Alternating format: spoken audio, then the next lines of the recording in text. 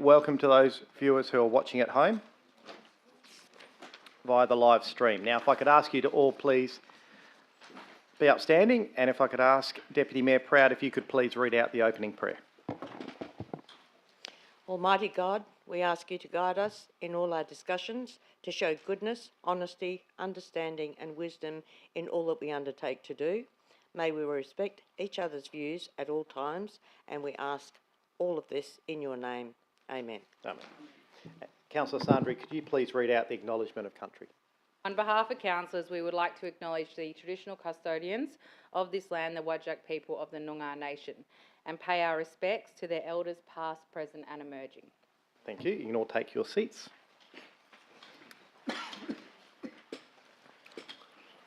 Please note that without prior approval, any recording of the meeting is prohibited. No action should be taken on any resolution of council prior to written advice from the city being received.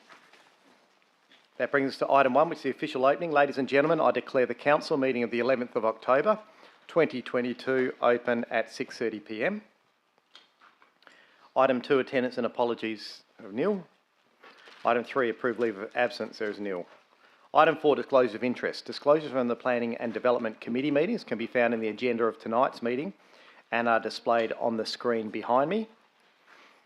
For tonight's council meeting, Councillor Felicity Farrelly disclosed an impartial interest in 12.1 DS1 as she seconded a call-in request. And Councillor Farrelly also disclosed an impartial interest in item 12.1 DS2 as she spoken to the owner and seen the site with the owner and the architect. Councillors, are there any other disclosures? Councillor Sandri. Thank you. It's actually on my notice motion of 14.1 as residents have made representation to me regarding this matter. Thank you. Any other councillors? Councillor Ree. Just a question first, if I may, please.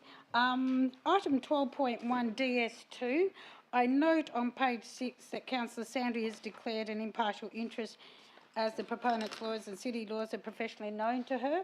We do have a panel of lawyers. I didn't find in the information what lawyers were to be used. I don't know if I have to declare an interest because it's not stated. Could I please be advised what lawyers they are? Yeah, but I'm pretty sure that won't be an issue. It's a very separate situation to having a business that deals with planning lawyers. They are city lawyers. I'm just making sure. It doesn't. I'll get Mr. Roddick to provide you some comment. Thanks, Mr. Mayor. Councillor Ree, the city's lawyers are Cornerstone, and the applicant is Thomas Greer. So, the applicant had a lawyer participate in the SAT application for review, and given that was a legal representative of the city, hired Cornerstone to represent the city. Are there any disclosures, councillors? So thank you for that. Thank you for that clarification. I'd like to declare 12.1 DS1. Out of abundance of caution, I declare an impartial interest in this item as many of the Churchland Estate members are known to me. Thank you. Thank you. Councillor Lagan. I'll also make a declaration of 14.1 as I've met ratepayers and also the local MLA on that issue. Thank you. Councillors, any others? Councillor Ferrante. Yeah, thank you, Mr. Mayor. Ditto, Councillor Lagan. Thank you. Councillor Migdale. Ditto. Maybe just, if you haven't, yeah. Do you want to just say it, please, out loud, just for the recordings? I think it wouldn't hurt. So Councillor Sandri, Councillor Lagan, Councillor Ferranti, Councillor Migdale declare an impartial interest in item 14.1, which is the proposed notice of motion for the intersection of Central Avenue and Clifton Crescent, as a number of residents have made submissions to us, and in addition, we have spoken to the MLA previously. Thank you. Thank you. Obviously, councillors, you can do paperwork for those disclosures. And if there's no other indication, I'll move on to item 5, petitions. Councillors, are there any unverified petitions you would like to present this evening? No indication, councillors. Item 6, responses from previous questions, and those public question time responses from the last council meeting were published in the minutes from that meeting. Brings us to item 7, which is public question time. And I'll go to the first person on the list and invite Clive Edier, if you could please come forward and turn your microphone on. I think it's bottom right-hand button there. Yep, thank you. And your first question, and just, sorry, your name and your suburb, and then your first question, please. Sure. Clive Edier in Balga. So my first question, would you support a council resolution to call on and write to the Commonwealth. Sorry, Mr. Eddie, could I get you to maybe move a bit closer and pull it down? That's it. Yep. Yeah, thank you. That better? That's much better. Oh, yes, thank you. Would you support a council resolution to call on and write to the Commonwealth Parliament to pass the Commonwealth Postal Savings Bank Bill to establish a post office People's Bank, fully guaranteed by the Commonwealth, as a dedicated postal savings bank, operating exclusively through Australia's Post corporate and licensed post offices, which will ensure basic banking services, including deposit taking, business and personal lending, and access to cash, are available to all Australians, create real competition for the major banks, and will contribute to Australia's national economic development. Mr. Blanchard. Thank you, Mr. Mayor. The level of competitiveness in Australia's national banking system is not a matter for local government. It's not the role of council to advocate for a Commonwealth bill that does not relate to our business, and would be unusual for us to do so. Can I suggest that you contact your local federal MP, the Honourable Dr. Anne Ali, to raise that matter with her? And your second question, sir? Yes. Would you like more information, such as applicable explanatory documents and a copy of the bill? Thank you. And look, I guess if any councillor, I think you've sent an email, I believe, around to councillors. So if any councillor wishes to receive extra information, then the city can certainly pass that on, or they can request any further information from you. Great. And the third question? Can I in any way assist in your decision to the positive? And I guess that's, again, it's up to individual councillors. If any individual councillor would like to take that up and have a discussion with you and progress it, then they'd certainly take up your offer of assistance. Thank you. Thank you. I have Robert Mitchell next.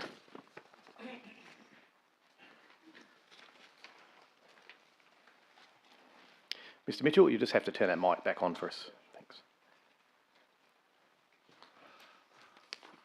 Good evening, Mayor, councillors, council officers, fellow public. Just one question tonight, and it relates to a noise abatement thing, I believe would be the correct way of putting it. In Karrinyup, where I live, every evening, usually between 5 and 6, a wailing siren, similar to a police siren, that debases across Karrinyup every evening. I live close to the Karrinyup Country Club southern perimeter boundary, and the sound seems to emanate from the Karrinyup shopping centre. It is very annoying. I cannot think of any justification for it. Can anyone enlighten me as to the legal necessity everyday sounding use? So far, the honest answer, Mr. Mitchell, is no one can. The officers actually attended, after receiving your question, the officers actually attended last night and spent a considerable amount of time there trying to locate where there would be a sound and couldn't detect anything. They have also gone to meet with the security at Karrinyup Shopping Centre this afternoon, but I'm not aware of the outcome of that yet to find out if they know what the sound could be. But I guess we can follow up with you, and if you've got any further information of specific times or anything, but so far been unable to detect it. Oh, it's been going on for quite a while. Okay, I'll make further investigations. Yeah, and we'll follow up for you. And Thanks, Mayor. Thank you. Lynn Nowak.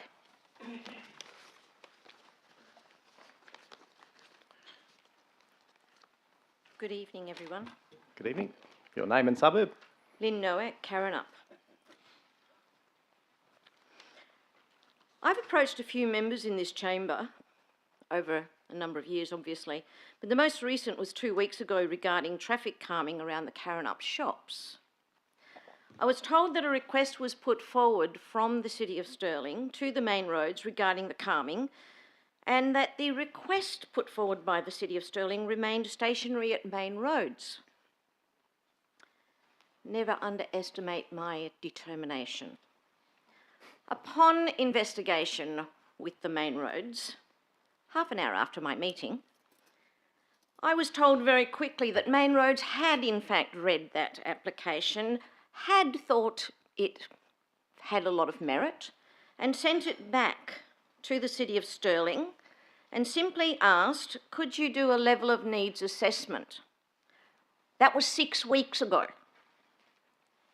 So far, the residents have not heard anything. I've made appointments at the council to discuss this, but I've received more detail from the main roads than I have from the City of Stirling. So when's the City of Stirling, or anyone from the City of Stirling, going to show me the courtesy of a reply? Thank you. Mr. Guillemot.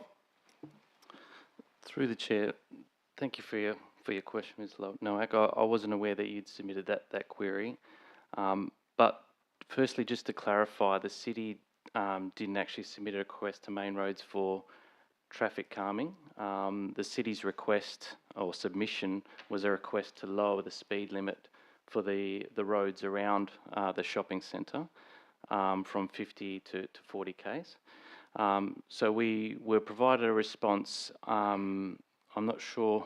I mean, you mentioned 6 weeks ago. The response that we got was late September, so I'm not sure. Maybe they had proposed to send it to you, but I can show you the email dated when we got the response.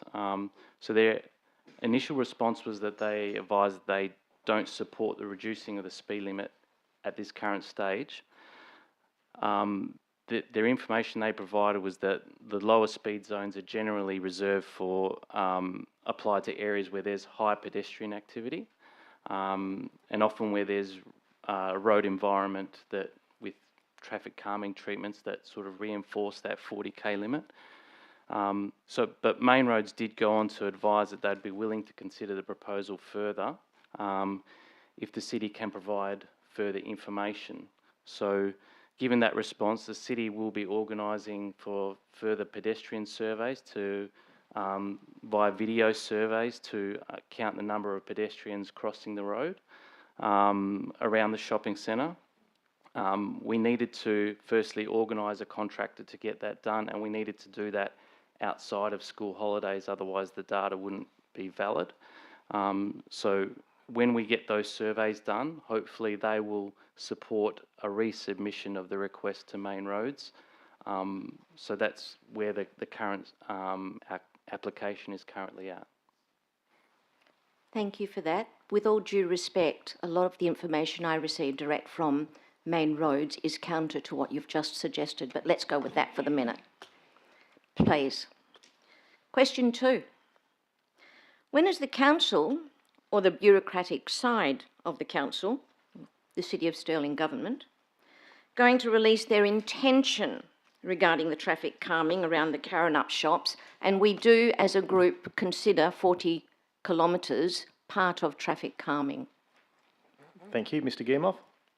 Through the chair. As I mentioned, we're still in the process of discussions with Main Roads to determine what treatments they would and wouldn't approve. So it's difficult for us to release our intent of what we are going to do until we can get further information to them, and we can get further information back from them as to what they would consider for approval. Thank you. I know they're actually waiting for another response from Stirling. Question 3. Is the council going to release a full report of the traffic calming needs, or is this considered prejudicial information? Thank you. Mr. Guillemot. Again, just to clarify, the city has not prepared any report on traffic calming.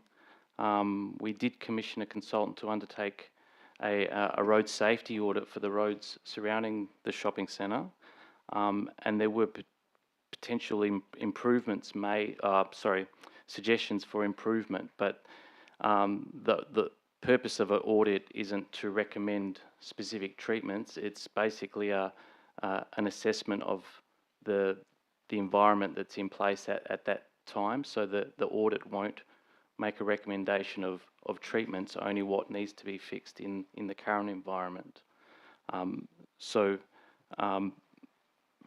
Yeah, basically, again, going back, you asked for a report on the traffic calming. We haven't prepared a report that actually indicates what traffic calming treatments, because simply we're still in the process of negotiation with Main Roads on that matter.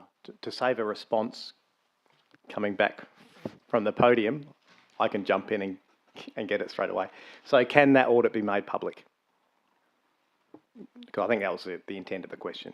Yeah, the report is not a secret document. It was an open assessment of the roads that are in place at that stage, and there were, as I said, there were recommendations made, and we've got to work through those recommendations. Sure, but I think that was the intent. So is that all right if that's viewed? Yeah, so we can get it to you. Thank you. Thank you. Daniela Iron.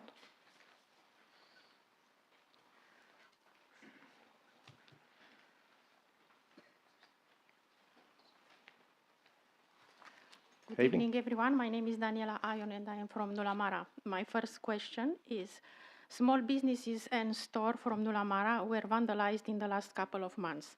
The business owners are very concerned about their own personal and businesses' safety.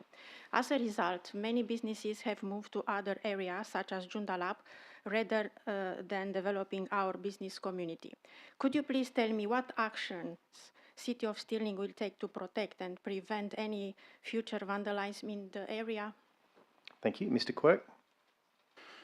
Thank you, through you, Mr. Mayor, and thank you for the question, Ms. Ion. Yes, look, the City has been aware of a range of antisocial behaviour and criminal issues in Nulamara over recent months. First of all, it is important to note that property damage is a criminal offence, and therefore WA Police are best served to deal with those incidents.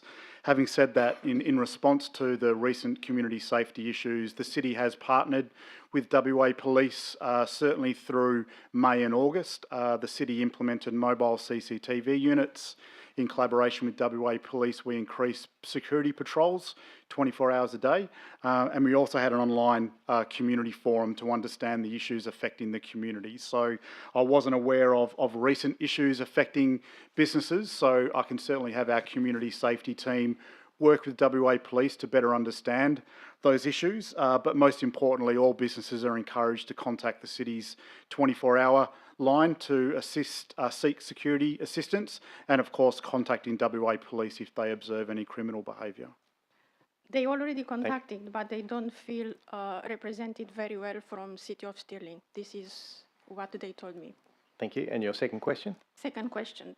What actions and or safety measures does the Council take to ensure Council members and staff members are fit and proper to be in their position? Will any further measures be taken, for instance, background and police checks or police clearance, something like this? No, it's a democratic process. So the process is set out by the WA Electoral Commission. No, as a lawyer, as an example, I had to submit a lot of documents before I was admitted to the Supreme Court. So I was checked very well. And No, I understand your question, but it's democracy is an election process. So anyone can put their hand up. It's not for local government to check backgrounds on people before they submit an application for the public to vote them in at an election. The Electoral Commission would, I'm sure, be covering off on that. Okay, and my last question is, I know last month on September at the Council meeting, a request for a report to be presented to Council exploring options for the Central Avenue and Clifton Crescent Inglewood intersection to address the ongoing safety issues was requested by Councillor Sandri. And as a member of Maloli Society, we have not had any further updates as to when this information will be made available. And we know it is will be a timeline, so this timeline is of concern to the Maloli Society Committee, given the number of accidents and near misses that occur at this intersection. Could you please give us further information on a date when the report regarding the traffic safety measure will be presented to Council, and a date when the consultation will occur? Certainly. It's not set yet. So there is an item on tonight's agenda. So Council will determine that from this evening, and then there'll be notification going out to anyone who's asked questions on that. Okay, thank you. Sue Roberts-Smith.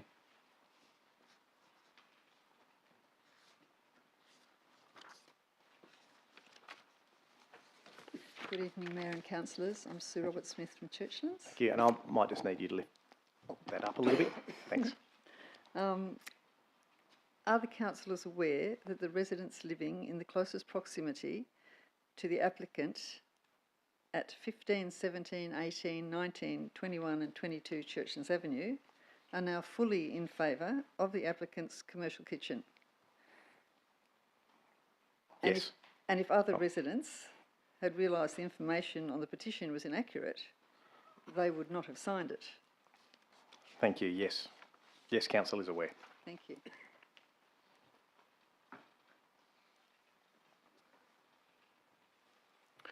Peter Ellis.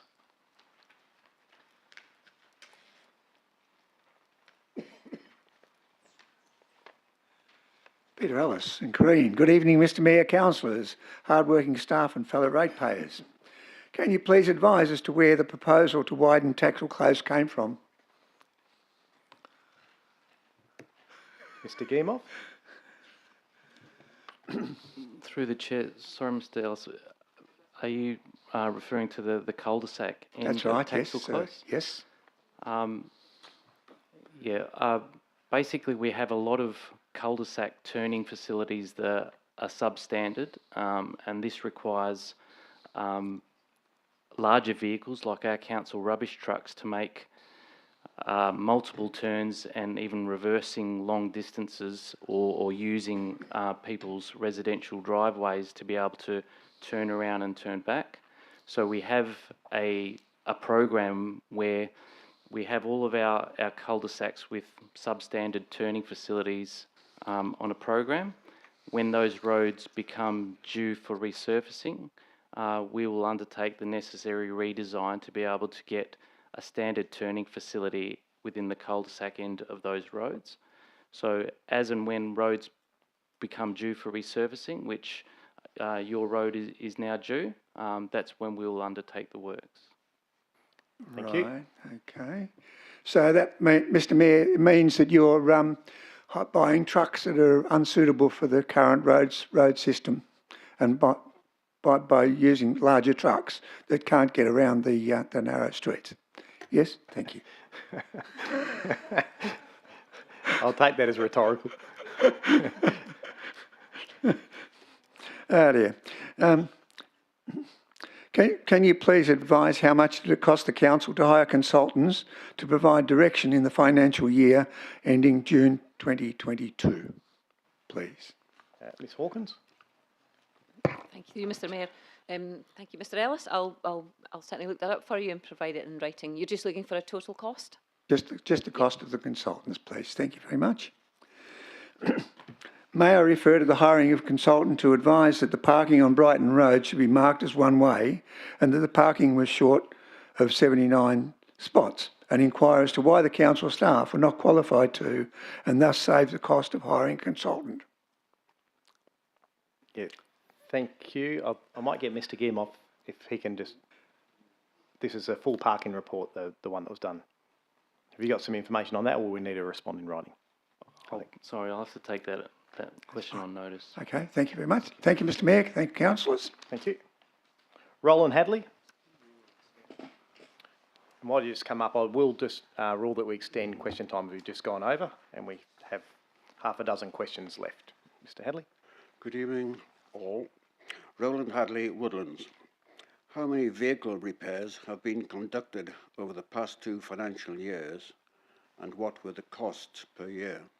Thank you, Mr Hadley. Have you submitted this prior? Nope. No, in that case I will just note that we'll have to respond to that in writing and provide you that. Thank you. Second question. On the 30th of August, I requested and received the legal expenditure totals for the past 3 years. The Ewan Street Community Group now seek a breakdown of the individual amounts, names of the legal companies, and the categories of cases.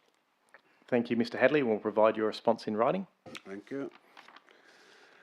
On behalf of one of our elderly community members who was searching for tonight's agenda, eventually discovered, if I may quote this out, 7E64BE3A-2 6EA7-4B06-B401-461C 076BD810.pdf.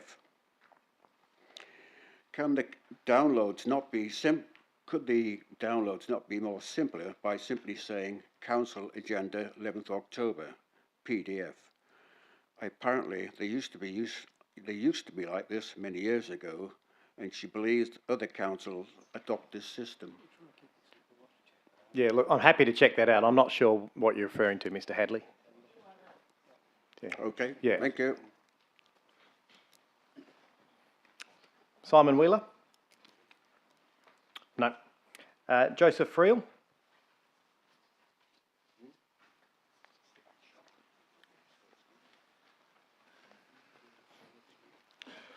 Hi, good evening. Good evening. Just name and suburb. My name is Joseph Friel. I'm from Inaloo. Please can the council state the designation or grade of each of the following roads in Inaloo? Muir Street, Birdwood Street, Norman Street, Norman Place, Langley Crescent, Crocker Road, Crocker Way, Hill Street, Eden Street, Muirdick Street, Penelope Place, Lilac Dale Road, Decima Street, Donati Road, Lawrence Road, Harry Street, Ominum Place, Hertha Road, Hertha Place, and advise when these roads were given their designation and by whom.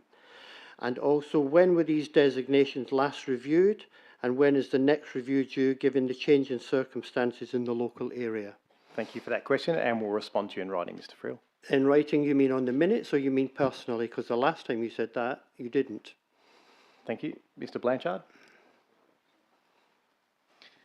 Thank you, Mr. Mayor. We will make sure that this is both recorded in the minutes, or if not available by then for the agenda for the next meeting, and that you will also receive a copy. I'd prefer if you sent it to me in writing. Thank you. Noted, Mr. Friel. You can receive a copy in writing. My second question. In an email received by me from Mr. Gianov dated the 13th of September 2022, he stated that the implementation of traffic calming treatments in the area around Birrelly Reserve had a positive impact on reducing vehicle speeds and that they improved the quality of life of the residents. He also admitted that it is the vehicles at the upper end of the speed range that cause the most distress to residents, a point he had already made in a previous email to me dated the 12th of September 2022. Why has that area of Inaloo been afforded such treatments at great expense, yet the council desires the residents around the Uluma Park Reserve, the area, the same, where just $36,000 per year over the last 15 years has been spent on traffic management totalling $510,000? Thank you, Mr. Friel. I'll see if Mr. Guillemot can give a brief answer to that. Simply that the treatments around Birrelly Reserve were undertaken as part of the city's East-West Safe Active Streets project. That doesn't answer my question, mate. You asked for the reason why those treatments were put in place. Mr. Guillemot, thank you. Mr. Friel, Mr. Friel, through the chair, thanks. Well, the answer's incorrect. The answer was given, Mr. Friel. That doesn't make it correct. Your next question. Okay.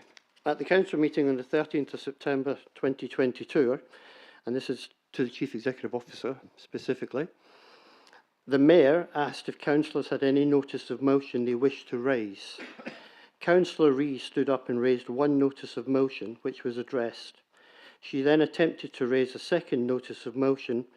Whilst Councillor Ree was speaking, the Mayor interjected, speaking over Councillor Ree, stating that the notice of motion that she was trying to raise had been ruled out of order, quote, and that he had given her a reason. Councillor Ree disputed this and asked for the reason. Councillor Ree was told by the Mayor on more than one occasion to sit down.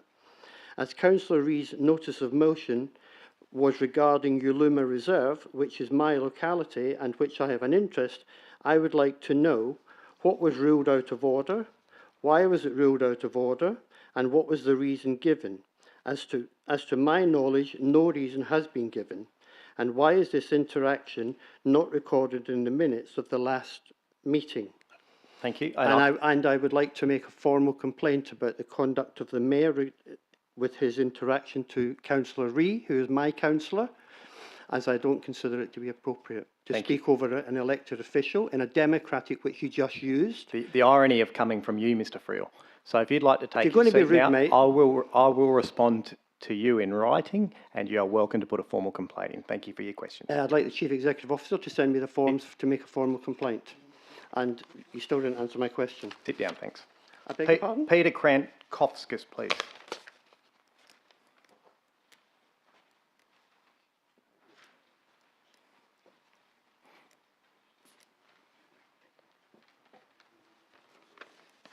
Thank you. Good evening. Peter Grantovskis, Inaloo. My first question, what is the cost to Stirling Council of the planned improvements agreed at the Council meeting of the 13th of September 2022 for Birreley Reserve sports changing facilities and public toilets? We may have to respond to you in writing for that. Okay, thank you. Second question, how much has the City of Stirling spent or is it planning to spend on the following areas? The Double View Shops mural, the benches at Stevenson Avenue Extension, and at Jackadder Lake Reserve, the murals on the toilet block and storage shed and the upgrade of the toilet block itself, the play areas, the planned landscaping around the reserve, and the installation of barbecue, sheltered seating areas and lighting. Thank you. And look, I can give you a brief response on some of that. The public art along Stevenson Ave was a state and federal government commitment as part of the public art policy. It was probably just over $100,000. Normally the murals that happen on the buildings around the city are in the order of around 20,000, but we can certainly respond in detail on all those items in writing. Thank you.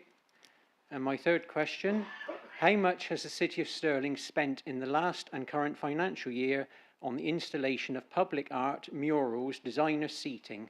Please could you break down the figures to include all costs such as, but not limited to, artist fees, insurance, removal of graffiti, damage, repair and manpower? Yes, certainly. We can respond to you in writing with that. Thank you very much. And Megan Green, please.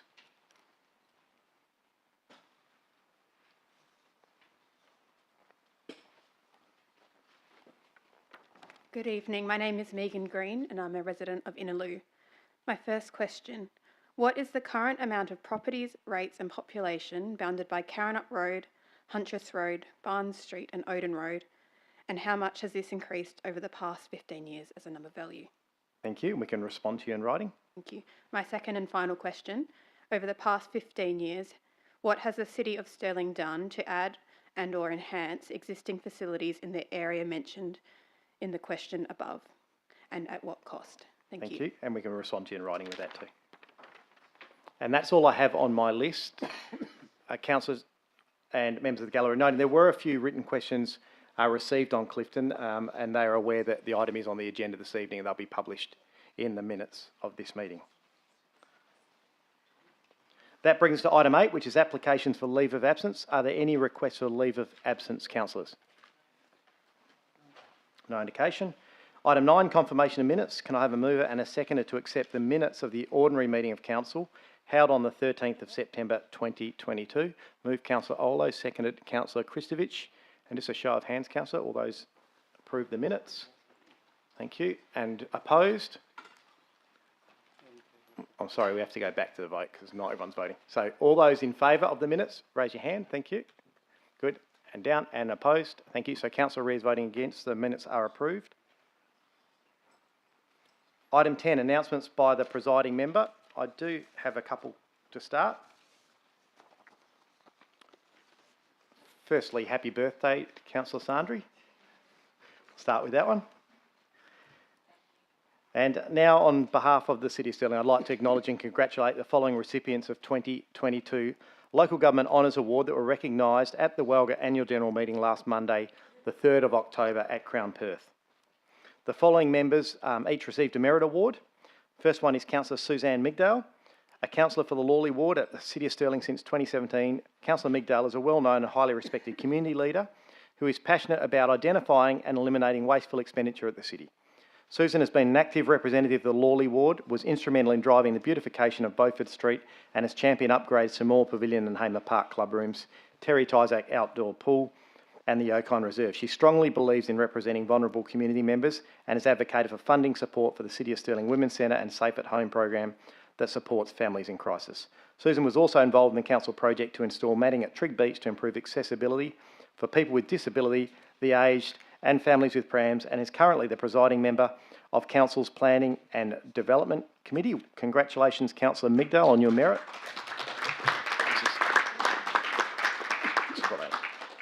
I'll just hold one up so you can see what they look like. That's what they got. Yep. Councillor Bianca Sandri. Councillor Sandri was awarded the 40 Under 40 Business News Award in 2019 and is a councillor of the Inglewood ward since 2017. Councillor Sandri is recognised within the City of Stirling as a young professional with a strong focus on local community, integrity, service, community engagement and fiscal responsibility. Deputy Mayor from 2019 until 21, Bianca is respected for her exceptional leadership qualities, particularly during the COVID-19 pandemic. Bianca has driven major projects throughout the city, including the trial of e-scooters in Waterman's Bay, Scarborough, Trigg, Carrinup and Innaloo. She has been instrumental in streetscape upgrades, increased tree planting in Dianella and the preservation of the Inglewood Mount Lawley Community Garden. Bianca was also a significant leader in the fight to save the Inglewood Bowling Club from closing in 2018. Congratulations, Councillor Sandri. Councillor Carlo Perkov, an elected member with the City of Stirling since 2017. Carlo Perkov is a highly respected councillor in the Hammersley ward, being a genuine and approachable councillor who has a professional work ethic and a very strong social media presence. Carlo is passionate about equal accessibility and involved with writing for the Disabled Association of WA, the Young Australian Lead Scholarships Award and the Carrinup Rotary Club. During his 5 years on council, Carlo has participated in the upgrade of the Green Cats Baseball Club facilities, the instigation into the need for multi-purpose community hub in Hammersley, and has actively supported council initiatives such as the Adopt a Park celebrations, Get to Know Your Neighbours barbecues and the annual Wanneroo RSL Anzac Day commemorative service. Also committed to conservation protection, Carlo is the chairperson of the Environmental Advisory Group. So congratulations to you, Carlo. Thank you, councillors, for all that you do, and congratulations on being awarded the Walga Honours Merit Award.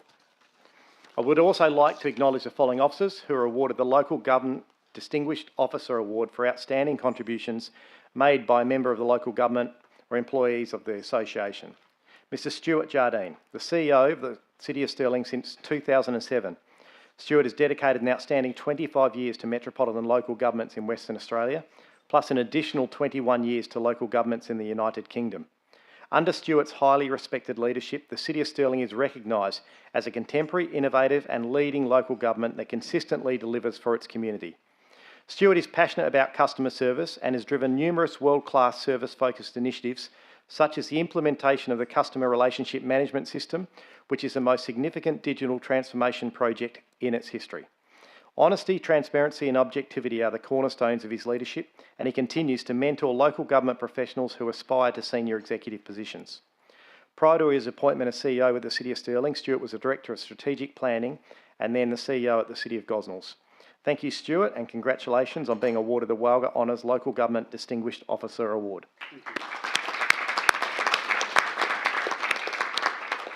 And lastly, Laurie Crouch. And Laurie Crouch isn't here tonight. Laurie Crouch has recently resigned from the City of Stirling after an outstanding career. Laurie Crouch is an outstanding example of a committed community advocate who has dedicated his whole working life to improving the lives of people in local communities. Laurie began his career at the City of Stirling in 1987 as the Assistant Poundkeeper before his appointment as the City's Manager of Community Safety in 2002. Laurie held the positions of Ranger and Ranger Services Administrator. Despite most of his working career being in challenging leadership roles, Laurie is highly regarded throughout the sector and is well known for his willingness to collaborate with other local governments and assist other officers. As Manager of Community Safety, Laurie has driven numerous projects that have received widespread recognition, and notably under Laurie's leadership, the City was the security service for the first local government in Australia, to run a fully funded and successful in-house community security service for the entire municipality. After serving 35 years with the City of Stirling, Laurie has announced his retirement in September 2022, and we congratulate Laurie.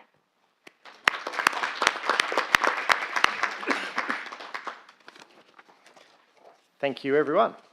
And that takes us to item 11, unresolved business from previous meetings. I have nil. Item 12, which is the reports and recommendations of committee. Councillors, item 12.1 DS2 will be pulled out as it was referred to tonight's meeting. And item 12.1 8.1 as the committee did not form a recommendation to council. Are there any other items you wish to pull out? Councillor Farrelly.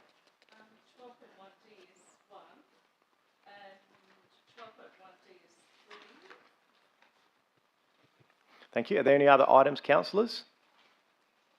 If not, we will start with item 12.1 DS1, which is lot 15, house number 20, Churchlands Avenue, change of business.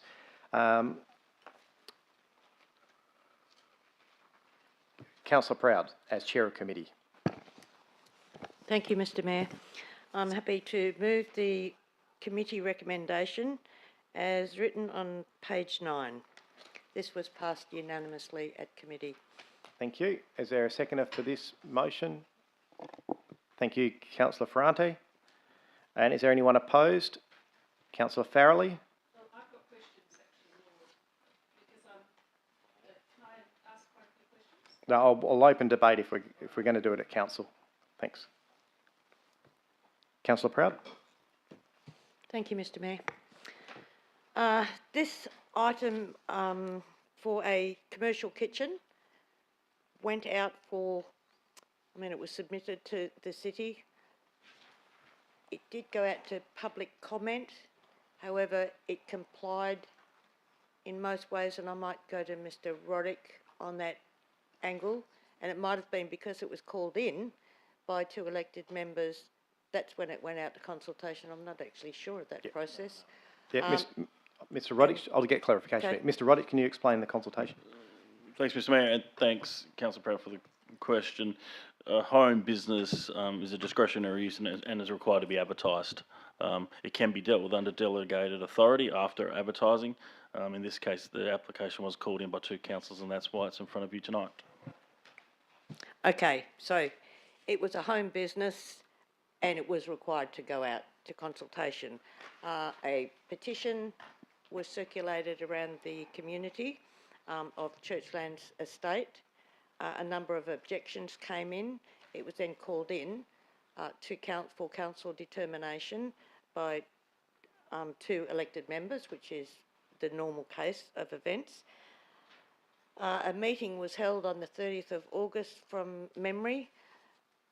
4 residents and the manager for development services and the coordinator, Mr. Donaghy, and also the ward councillors being Councillor Ree and myself.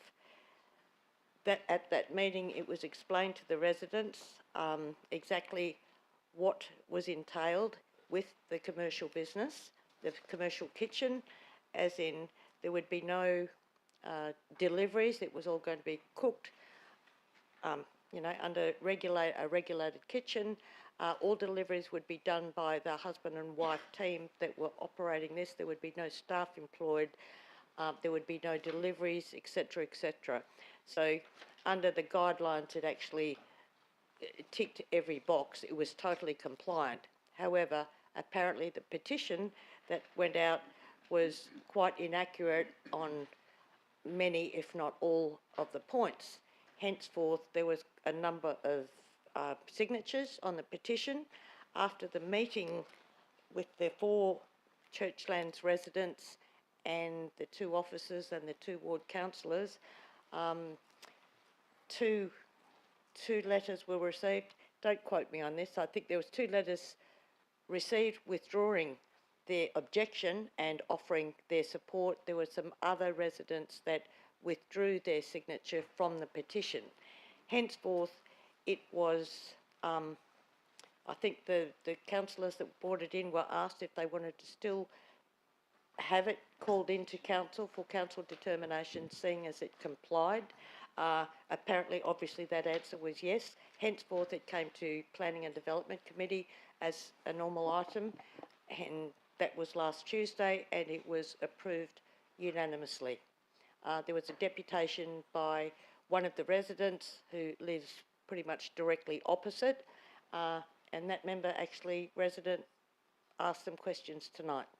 So therein lies where we are, why we're at a unanimous decision, committee recommendation, and that's why I'm supporting it. Thank you. Councillor Ferrante. I'll be brief, Mr Mayor. Look, there's a swag of conditions associated with this approval, and I think they are all there to give an equalised feel to the residents and keeping some consistency. Thanks. Thank you. Councillor Farrelly. Sorry, do you mind if I sit down doing it? Yes. Or, look, I'm sorry I missed Just for those who are wondering, Councillor Farrelly has a broken ankle, so it's, thank you. it would be, yeah. Sorry, and I did listen to this speaker who came forward from the public, and one of the reasons why it is out of my ward. I was a Double View girl, though I went to Siena and Holy Rosary, so I'm quite familiar with the development of that area. The things that caught my eye on it, and this is before knowing about the meeting, is that it is a private estate. It's one of the first private Point estates. of clarification, it is not a private estate. Well, okay. Thanks. Let's just I'm continue. sorry. That's right. Yeah, We understand what you mean. it was done in a different manner in the mid-80s than, say, Double View woodlands were done when I was at school. And it was done in a way that was very residential R20, and the maintenance of that R20 has been to protect that environment and amenity of really not putting the commercial operations within it. That would be one of the aspects that I, as a resident around the area, would have understood. I am aware that there were 32 verified signatures, and of that now 5 have disappeared off that. So there are still a number of people who are opposed to or objecting to the development. I have got a copy of the petition, and I think what it does say, and there is no guarantee or deterrent or surveillance provided in the documentation to ensure that the proposed facility will only operate between, at that time, 9 and 4 p.m. Now, I think that... So I'll just get clarification. No, can I just say... Well, no, but I think it's important if you say that. I want to talk about the the 9 and 2 p.m. I just want to know, because I'll okay, lead you finish into this and then we'll get clarification. Yeah. I just want to lead into this because on page 19 of our report, there's an odour management plan to ensure odours are appropriately managed on site. It's recommended that cooking be limited to 9 to 2 p.m. to give neighbours some relief from possible cooking odours. Can I ask you then why, you know what I mean? There's one thing that's not going to be a problem, but reducing the hours from 4 to 2 p.m. is indicative of that statement, and that's what confuses me. If I can just ask the Planning Director on that one, please. Mr Rodich.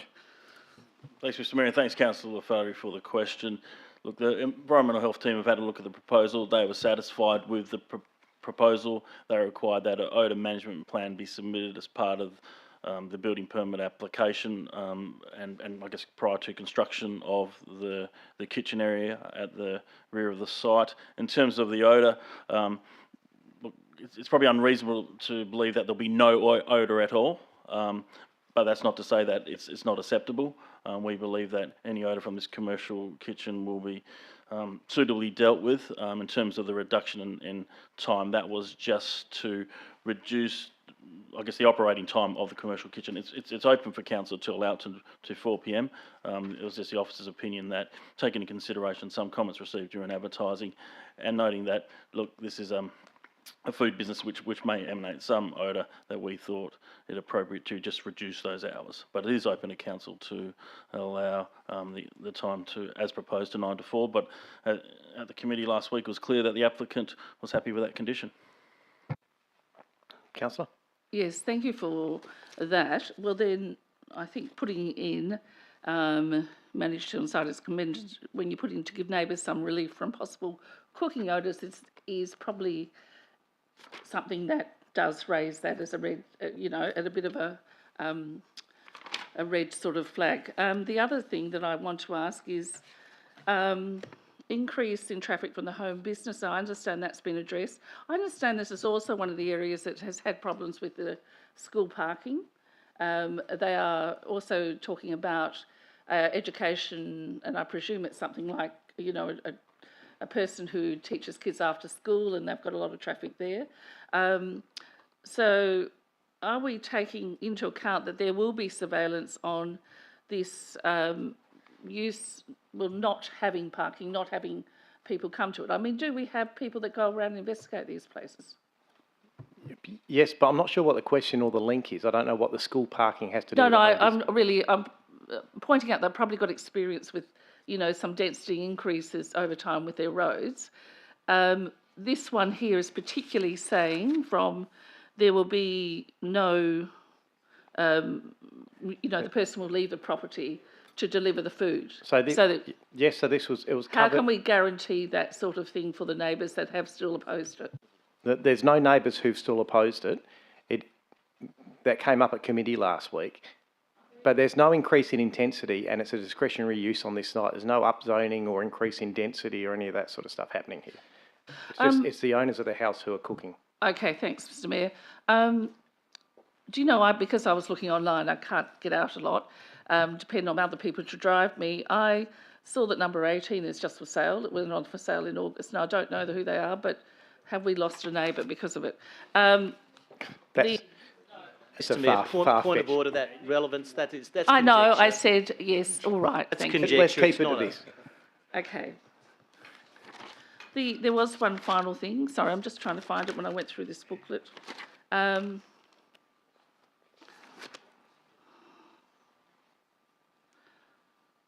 Oh, yes. In terms of the access to Pearson Road, it's right at the back of Pearson Road, and that's probably very accessible. Is there any likelihood of that being opened and used as... I noticed that you are saying in the... No vehicle access will be permitted on Pearson Street Road Reserve. No earthworks are to encroach on Pearson Street Road Reserve. But how long does that stay? Is that a permanent sort of... Yes. Yeah. Is this it? Okay, well, thank you very much for that. Are there any other councillors who wish to speak on this item? No? Then I'll go to Councillor Proud to close. Thank you. I'm just going to point out, make a couple of points. Councillor Farrelly is okay to be mistaken about the private estate bit, because I believe way back when the developers advertised it as a private estate, but it is not in any way, shape or form. Councillor Farrelly made the point about 5 have taken their signatures off the petition. Not all the petition signatories weren't advised then of the incorrect information, and were they, would likely all have taken it off. But somebody didn't run around to all the petition signatories to tell them of the information and what was correct and what wasn't. Hours of business, 9 to 2, yes, and that's okay to be doubtful of that, and what if? The point is, it's a condition of the applicant's approval. If they were to falter on that, they could risk having their business closed down within 24 hours or whatever. Would anybody take that risk? Well, that's up to them to take, and we will certainly find out if that were to happen, because the residents would certainly let us know. Certainly if there was going to be deliveries or anything uncompliant, the very close residents in proximity who have now approved or approved initially, they would certainly be aware of what the correct information is, and they would be they certainly know what wouldn't be incorrect. They would certainly let us know, or let our city know, the compliance people. And so I reiterate, the 5 properties in closest proximity all support this application, and I believe 2 in closest proximity did this before even the petition was spread around. Just regarding home businesses in the Churchland estate, I believe there's 2 others already in the estate. In the interest of brevity, there was no one opposed. I'm just clearing up a few points. Yep. So if officers want to clarify that. There's 2 other home businesses within the Church End estate already have been for a while. This is closing. Let's close. Okay. Yep. And we've got a number of kitchens as home businesses within the City of Stirling. Thank you. Thank you. With that, that does close debate. So it's been moved, Councillor Proud, seconded Councillor Ferranti. The home business commercial kitchen at lot 15, house number 20, Churchlands. I'll put that to the vote.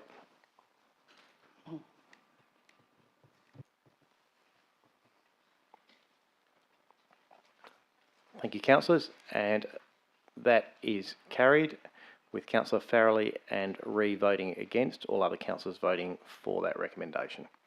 I'll now go on to item 12.1 DS2, lot 31, house number 360 West Coast Highway. Chair of the committee, Councillor Proud. Thank you, Mr Mayor. There is an alternative recommendation on the white paper, and I'm going to hand over to the ward councillor, Councillor Kristovich. Councillor Kristovich. Thank you very much, Mr Mayor. I'd like to move the alternative recommendation as shown on the white paper and on the board. And it reads that pursuant to section 31 of the State Administrative Tribunal Act 2004, the application for 2 group dwellings and 2 aged or dependent persons dwellings at lot 31, house 360 West Coast Highway, Scarborough, be approved subject to the following conditions. They are conditions A to P, as listed on there, and the reasons for the motion is the development is considered appropriate in size and design for the locality. Its location is appropriate for special purpose dwellings, and the variety of larger aged and dependent persons dwellings will allow for a greater mix of dwelling types in the area. The development will contribute positively to the area. Thank you, Councillor. Is there a seconder for that motion, councillors? Councillor Farrelly. Is there anyone opposed? Mr Mayor, I'm going to vote against it. I'm not going to speak against it. Well, then don't speak. I will now put that to the vote, noting no one is opposed.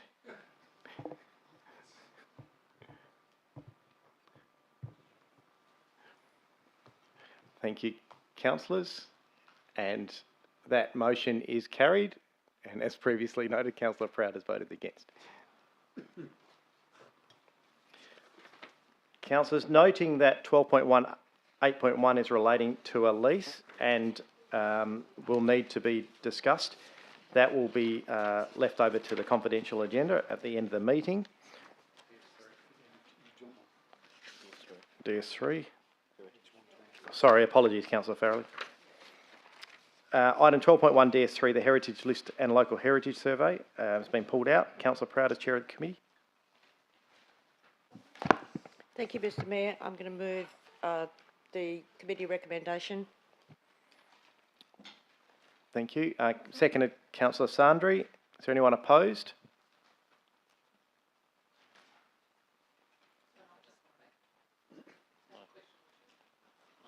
Is it? We can answer separately. What would you like to do, Councillor? I'm not sure.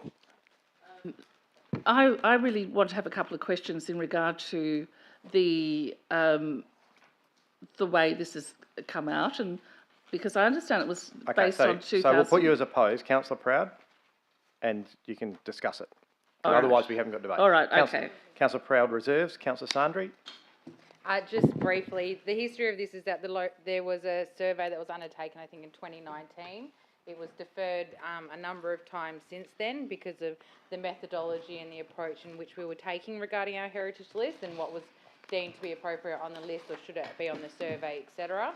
I think that what the officers have come up with now is I think previously we approved the methodology moving forward, so that's now been set, and now we're just dealing with the listings and the survey itself. And I think what has been proposed is appropriate and consistent with what this council has approved in terms of the methodology moving forward. Thank you.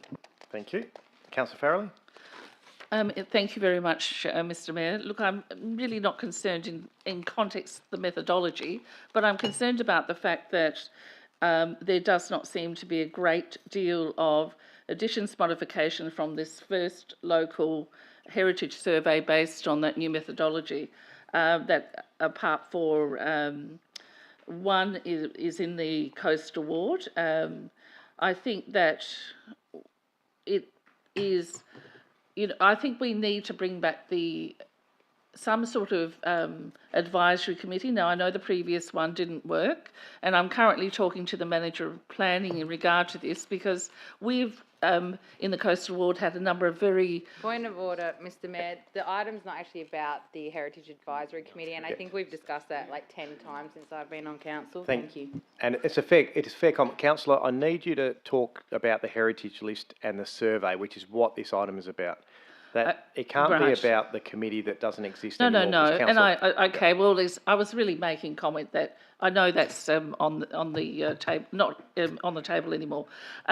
It's in regard to the fact that it does not seem to be picking up those areas which don't have a heritage committee, which we know in Mount Lawley, Inglewood, we've got the Mount Lawley Heritage Society. It's a very strong society. It's a volunteer one, and they are very good at even just looking at, you know, the stained glass windows, things of that nature, which nowhere else, apart from Subiaco, you see that same sort of thing happening. And it sort of is therefore played out in the list that has come up from this. And I do believe we need to address that somehow. I was actually putting on notice that I have commenced talking to the manager of planning on this, because I believe we need to somehow be inclusive right across the city. They may not be federation, but they certainly were some Ivanhoe lookalikes in Coronation Street, Double View. We had the Gold Cottage in West Coast Drive that disappeared off the list because someone wanted to build on it, and that was the Barrett Leonard property of the pre-1900s. And we also lost in the Coastal Ward the butcher shop of 1901 in North Beach Road. Very quickly they disappear. So we need to somehow have I think this will work, but we need to somehow be inclusive across the city. And that's where I'd like to see that move along. So discussions are occurring. If anyone wants to join me in these sort of discussions, I'll keep you informed. Okay, thank you. And I'll just get Mr Rodich to provide just some comment on those. Thanks, Mr Mayor. Councillor Farry, if you look at attachment 3, there's 23 properties recommended to be added to either the heritage survey or one of the higher categories on a heritage list. Now, just doing my quick maths on those 23, 11 of those properties are outside the heritage protection area, so that's just about a 50% proportion across the city. So, look, we understand the comments. Look, we're happy to talk to you further through those, but if you look in terms of what was added to the survey, and I think the survey overall has about 484 properties, so of the 23 which were added, at least 12 of those are outside the heritage protection areas, so they do represent different areas of the city. Thank you very much, Director. I was probably also looking at the management category A, management category B, that sort of stuff. Thank you. Councillor Lagan. Just through you, Mr Mayor, question to the Director. Have properties fallen off the list because they weren't on the list? Or have properties disappeared, as was suggested, because they were on the list and were let fall off a list? Mr Rodich. Thanks, Mr Mayor. I might allow Mr Maul and Ms Shears to provide comment in terms of what's been removed and come off. Yeah. Through you, Mr Mayor. No properties have been removed from the heritage list itself. In relation to Councillor Farrelly's comments, I believe she was simply referring to the fact buildings have been demolished. Those buildings were never on the heritage list to begin with. Thank you. Thank you. If there's no further comment, I'll go to Councillor Proud to close debate. You happy to leave it? All right, so the debate is closed. Move Councillor Proud, seconded Councillor Sandri. If you could go to the vote, please, councillors.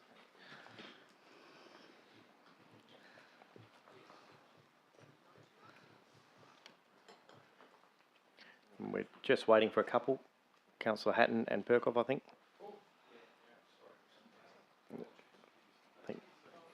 Thank you. That's unanimous. And now we will go to you, Councillor Proud, as Chair of the Committee for the balance of reports with the exception of 12.1, 8.1. Were we not going to look at PRSE 1? It wasn't pulled out. But sorry, well, can I pull it out? There's an additional point on the white paper. I think it didn't get pulled out, councillor. I think we just go to the balance of reports and leave it. Okay, I'm happy to move the balance of reports. And a seconder for that, please, councillor Migdale. And I'll go to the vote on the balance of reports.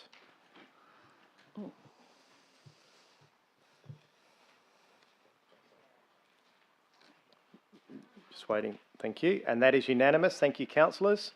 Members of the gallery, please be advised the remainder of all those planning and development recommendations have just been approved by exception resolution.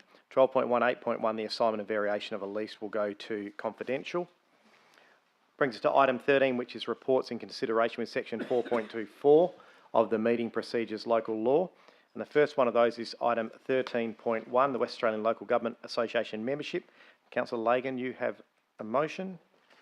Yeah, thank you, Mr. Mayor. There is a recommendation in the white paper on page 9. I'm happy to move that and just quickly speak to the document that we were given by officers or the report. Thank you. So the recommendation is the City of Stirling retains its membership of the West Australian Local Government Association. There was a part 2, and I had discussed that. I don't believe we needed the part 2. The reason is that we already have a voice at North Zone. We already have a voice at ALGA and WOLGA for the federal meetings of WOLGA. Look, I just wanted to thank the officers for the report, for those that went through the report. Sorry, let's just get a seconder for you. Councillor Migdale. I'll just check, is there anyone opposed? Councillor Ree? Yep. But no. So well, you can in a sec, but we'll get Councillor Lagan to make a comment first. Look, yeah, thank you, Mr. Mayor. The report was quite detailed and it did show, inclusive of the local government insurance, it did talk about membership, it did talk about preferred providers, and that has been a great cost saving for the city over time and for a number of cities.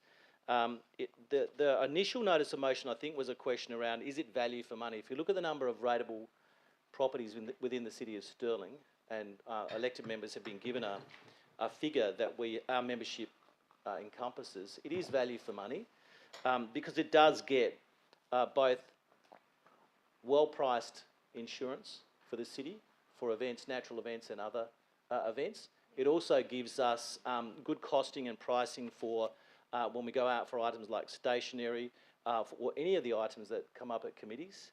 We can look at preferred provider lists. The WOLGA website itself has lots of details about the benefits. There are benefits to the larger municipalities that are somewhat different to the country councils, but all councils that are members have benefit through the fact that they're represented in WOLGA at meetings to state and federal members and at ALGA. For country councils, obviously there are differences. They are mainly to do with roads and roads funding. That's related to FAGS funding, federal funding. And there may have been a drop over time depending on the government of the day, but WOLGA does represent them well to ensure funding is continued to be strong. Look, the city was well represented in the report. I note the mayor was well represented in the report, and as the mayor of the largest municipality in WA, that is as it should be.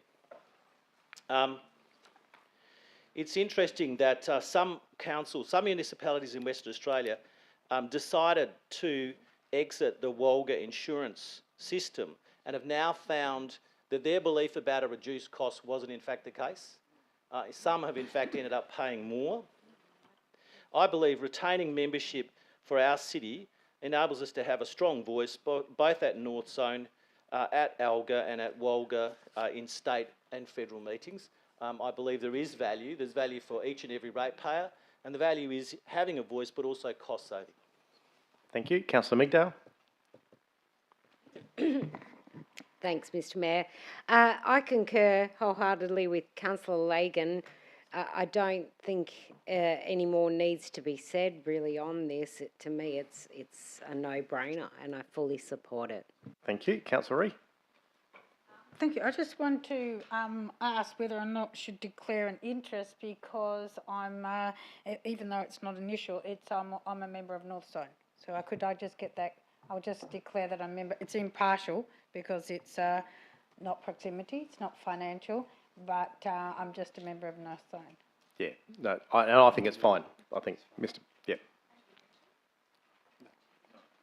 No, look, essentially, yeah, everyone here is discussing exactly that, the City of Stirling's membership with Walga. I think it's entirely appropriate. Councillor Farrelly? Look, I would concur with Councillor Lagan. I think the fact that Walga took to Alga the coastal remediation concerns and covering the cost to the federal government was a very vital way to put it across. It concerns a lot of coastal councils, and it is something that should be federally funded. So I was really thought that was great. Superannuation, for councillors, elected members, I think something they've been very supportive of as well. And from personal experience, the LGIS, the support that elected members get in the legal context, you need to know it's there for you, and I'm telling everyone it is now, and they are very, very useful and delightful to talk to. Thank you. Thank you. Are there any other comments, councillors? I'll go to Councillor Lagan if you'd like to close debate. Nothing further to add. Thank you. And so with that, I'll put item 13.1.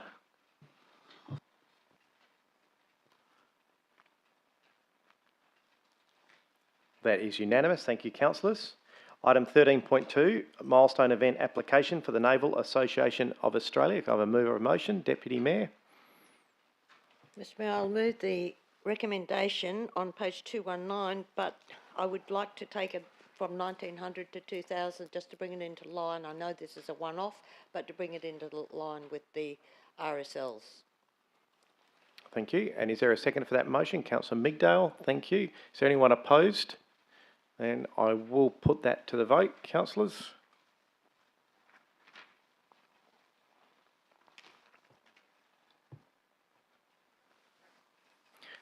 Thank you, and that is unanimous. Item 13.3, the 2023 International Conference Request, 4th of Asia Conference on Renewable Energy and Environmental Engineering. Do I have a mover of a motion for that one? Moved Councillor Sandri, seconded Councillor Perkoff. Is there anyone opposed? No, I'll put that, councillors.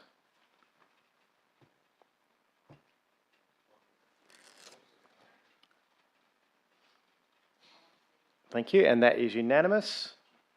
Notice of motion for consideration at a future meeting. Item 14.1, proposed notice of motion. Councillor Sandri, your motion.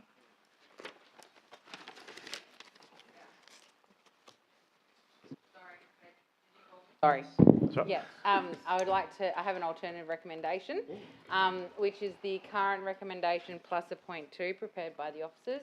I'll read it out for the benefit of everyone, that the city installs temporary traffic management devices that remove right turns and through movements at the intersection of Central Avenue and Clifton Crescent for the period when traffic detours are in place for the Water Corporation's Pipe for Perth project. Thank you. Thank you. And can I have a seconder for that motion? Councillor Migdale. Just, I was going to say, for comfort of council, can we maybe just get a brief comment on what that means from Mr. Guillemot? Yeah. I think just, obviously, if council is going to vote on closing it, I think it's probably important we... Yeah, I guess the only, what's being proposed here is obviously something that can be done relatively quickly, and it can address some of the community's immediate concerns.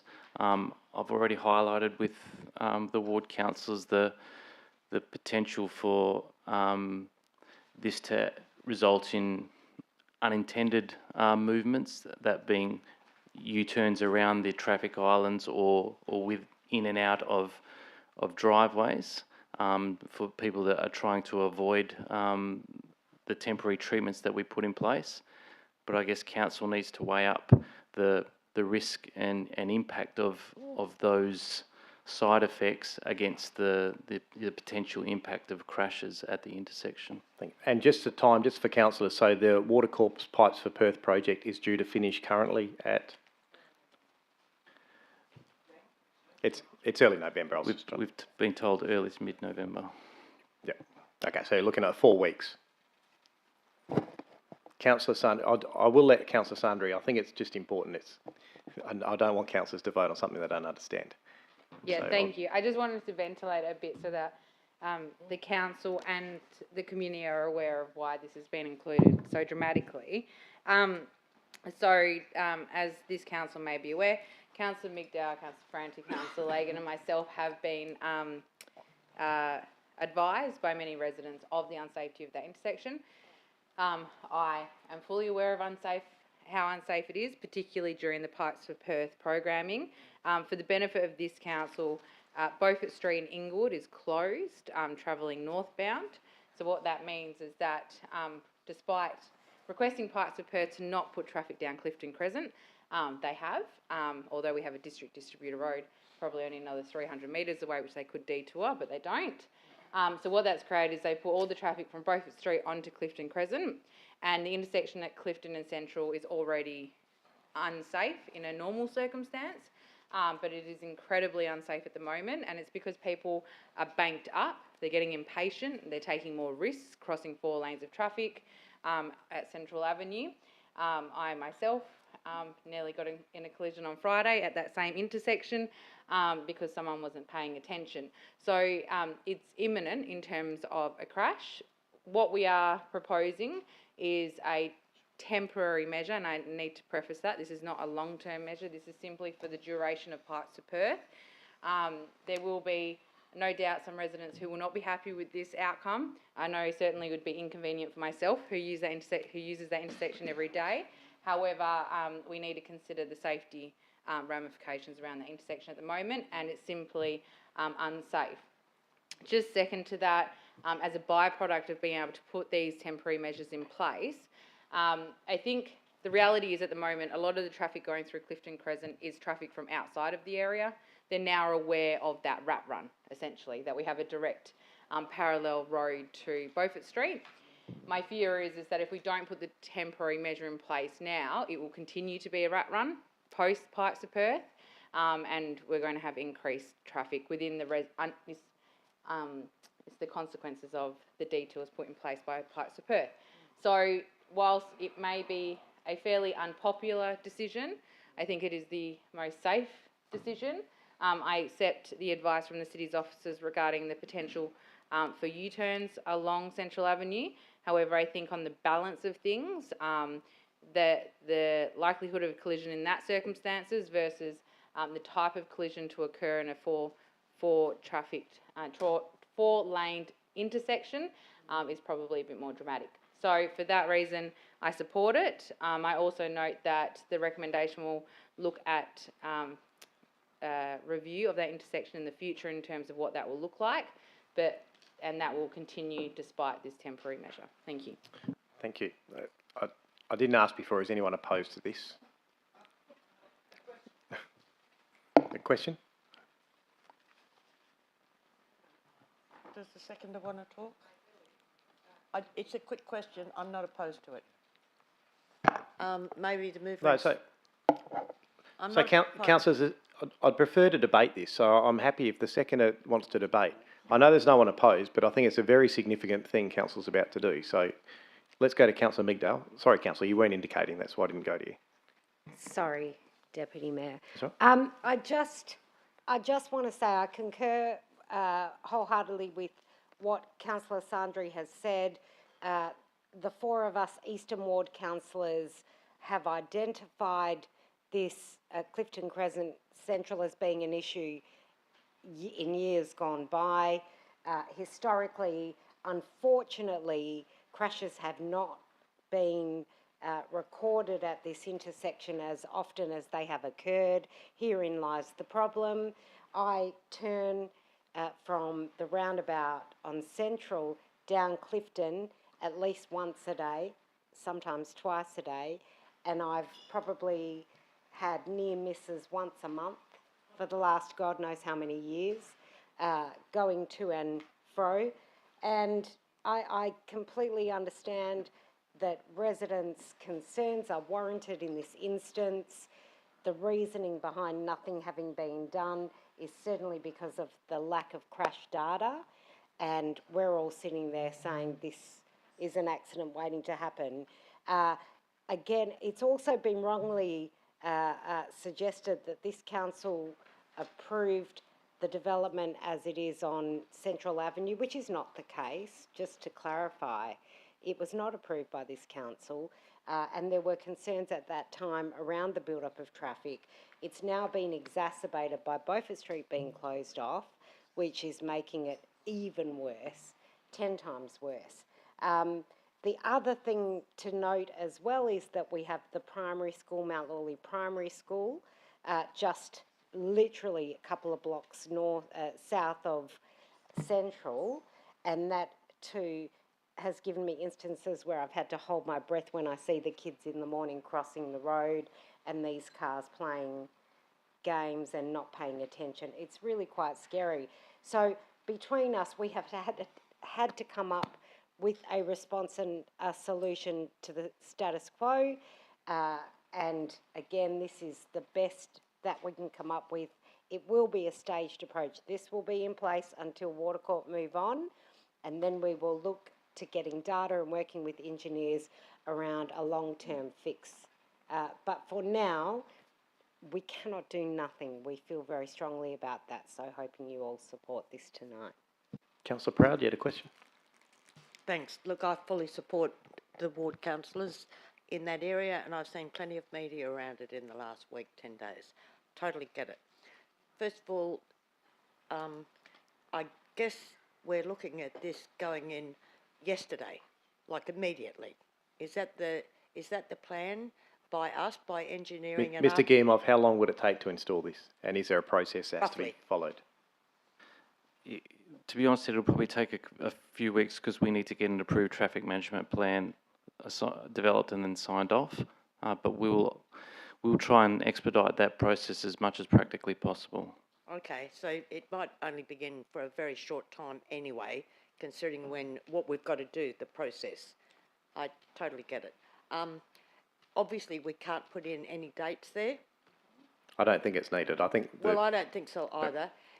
Councillor McDowell just made a point about something that raised a question. So when the Pipes for Perth is finished, so I'm pretty sure, and through you, Mr. Chair, I don't think the ward councillors are thinking of ripping it down the minute Main Roads Works or Watercorp Yes, they are. walks out of Yes, they are.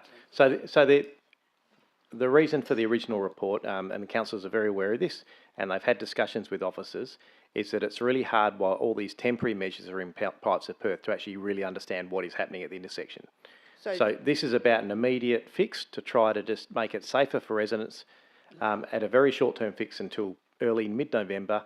When Pipes of Perth traffic management comes out, so will this traffic management. Normal traffic will prevail, and then officers will go into their normal assessment of the traffic around that area.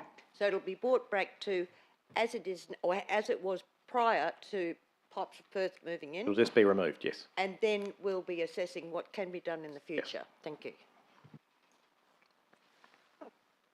Councillors, any other questions regarding this? If not, I'm happy to put it to the vote.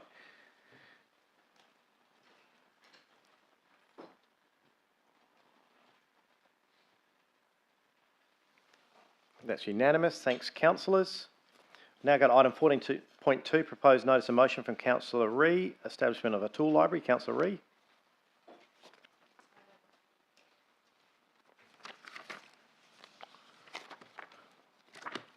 I support the officer's recommendation that that a report be presented to the Community and Resource Committee on the 22nd of November in response to the proposed establishment of a tool library at the Ingloo Sportsman Club. Thank you. And seconded, Councillor Proud. If I could just ask a question with your indulgence on this one, or just the thing I'm very conscious of is, whilst the motion is very clear, the reasons and the explanation by officers talked a lot about every other form of tool library and everything else. Can I please ask, is the intent of this to talk to the Inaloo Sportsman's Club, whoever wants to run a tool library, and make every effort to work out what they all want, and with in conjunction with the ward councillors, and have a tool library at the Inaloo Sportsman's Club, and not spend all the resources looking at every other option around the city that wasn't part of this motion? Is that the intent? It wasn't the intent looking at every other option, it was looking at Inaloo. We've already had a preliminary meeting with Yes. Mr Murphy down there and the director, and also the club, of which they're quite supportive of, and looking at an actual location on the site to make it easier. So Thank you. it wasn't intended to go across the city. That's all I needed. Can I make one point, Mr Mayor? No, I'm happy just to leave it at that. That's all. I just wanted a clarification, just so the statement's clear. We can take it offline. Mr Mayor, it actually leads to the Inaloo Sportsman's Club operating it. That's not the case here. No, but that can be dealt with. Yeah, the officers can deal with that. I think it's just key things in here that I think are important. So I will put that if no one's opposed.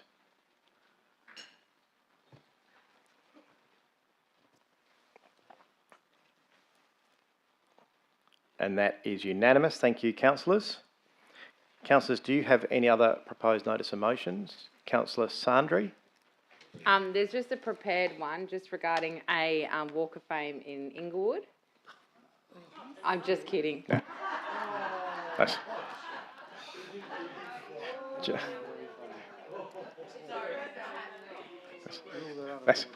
Yeah. I would have ruled it out of order, Councillor Ferrandi.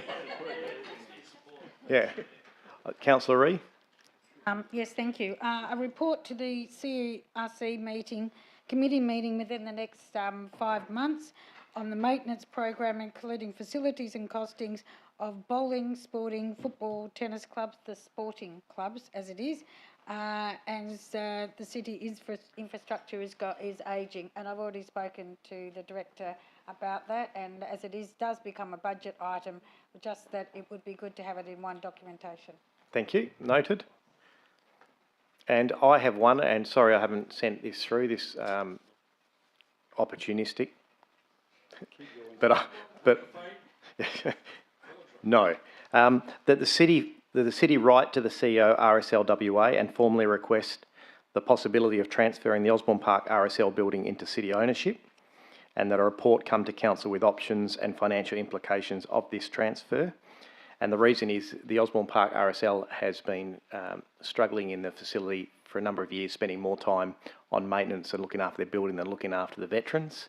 RSL WA has indicated in preliminary discussions that they'll be interested to hand it over, but it needs a formal letter to progress that. It would only be to request a possibility, and then a formal report would come to council on that. Are there any other proposed notice of motions, councillors? Then I will go to 15 questions by members of which due notice has been given. I have nil. Item 16, new business of an urgent nature. I have nil. 17, matters behind closed doors. We do have 12.18.1, so if I can ask to go behind closed doors. Deputy Mayor, seconded Councillor Perkoff. Just a show of hands, councillors, to go behind closed doors. That's unanimous. Thank you.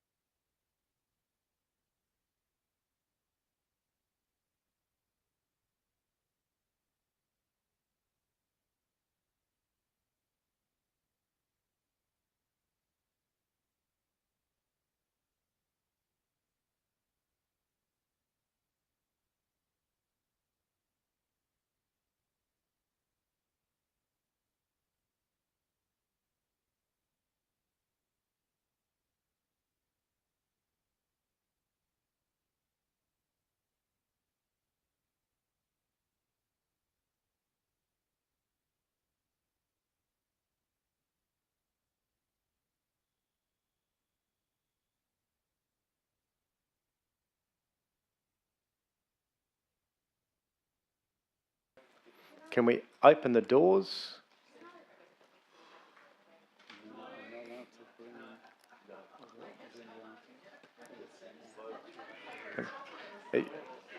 You could have done a notice of motion, Councillor. The doors are open and the live stream is back on. Welcome to those viewers at home.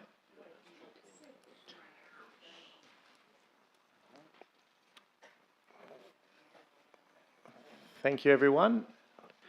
And now that we are back in and we have dealt with item 12.18.1, it brings us to item 18, which is closure of the meeting. And I declare the meeting closed at 8:01 p.m. Thank you, everyone, for your attendance. Good night, everyone, and happy birthday, Councillor Sundry, once again. Good night, everyone. Good night, viewers at home.